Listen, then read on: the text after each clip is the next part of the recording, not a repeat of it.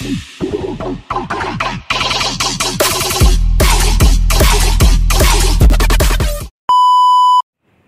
mga mi! Ayan, another video na naman. This is Mommy Jehan's Vlog. So guys, i-share ko lang sa inyo itong a day of my life every Saturday and Sunday. Ayan pala, binabantayan ko ang aming baby kasi nag-aaral yung nanay niya guys. So, ito nga sinasabi natin na hindi matapos-tapos ang pagiging ina natin habang may hininga pa tayo.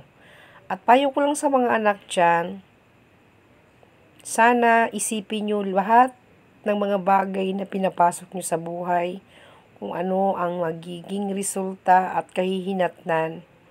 At sana huwag nyong baliwalain ang sakripisyo ng inyong mga magulang.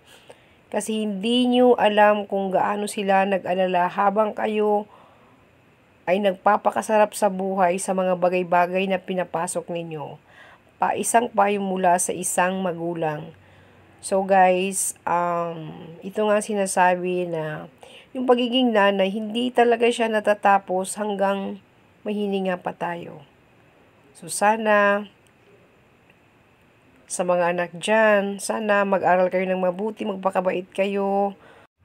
At sa mga mababait na anak, na kahit anong hirap ng buhay, nagsusumika para makapagtapos, saludo ako sa inyo guys.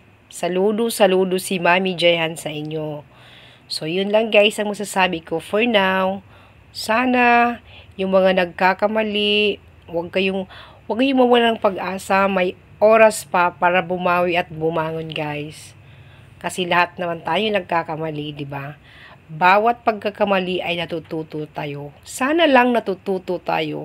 Huwag naman sana yung alam na nating mali, ginagawa pa rin natin kasi sinusunod natin ang ating puso, kasi pinaglalaban natin, kasi sinabi ng ganito. Huwag naman sana isipin natin yung kinabukasan natin, yung kinabukasan ninyo. Paano na lang pagdating ng araw kung hindi pa kayo nahubog ng husto, tapos biglang kinuha sa inyong mga magulang ninyo, paano na kayo? Diba? So, sana lang guys, nagsisilbing aral sa inyo yung mga pagkakamali nyo at natututo kayo. So, thank you so much for watching. This is Mommy Jehan Vlogs saying, bye guys. Okay, thank you mga mi for watching my video.